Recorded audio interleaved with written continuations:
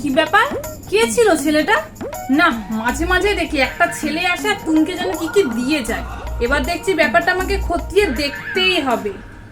কি গো তুনের মা দিদি, কই গেলে? আরে দিদি আসো, ঘরে আসো। ঘরে তো আসবোই, কিন্তু একটা কথা বলার ছিল তোমাকে। হ্যাঁ বলো না। বলছিলাম তুন মনে হয় কারোর সাথে প্রেম করে। কি? হ্যাঁ গো দিদি, আমি কয়েকদিন ধরেই দেখছি বাইকে করে একটা ছেলে তুনের সাথে দেখা করতে আসে আর কি কি যেন জিনিসও দিয়ে যায়। কি বলছো দিদি তুমি? এই তুন, কি হলো মা? তুই কি প্রেম করিস? কোন ছেলে আসে তোর সাথে দেখা করতে? কি বল, তোকে জিনিসও দিয়ে যায় আবার? মা তুমি কি বলছো এসব? হ্যাঁ আমিও তো দেখছি, আজকেও তো দেখলাম তোকে বাইকে করে আসছিল ছেলেটা। কোনো মান সম্মান রাখলি না তুই। মা ওটা ডেলিভারি বয় ছিল, পার্সেল দিতে এসেছিল। হ্যাঁ কি? হ্যাঁ মা, আর কাকিমা অন্যের বাড়িতে আগুন লাগানোর আগে না নিজের বাড়ি আগুনটা আগে দিয়ে নেব, ঠিক আছে? দিদি আমি আসছি তাহলে আজকে।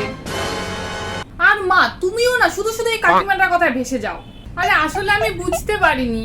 ধুর। হে গাইস, ভিডিওটা ভালো লাগলে অবশ্যই like, share, subscribe and follow. Mention your কাকিমা।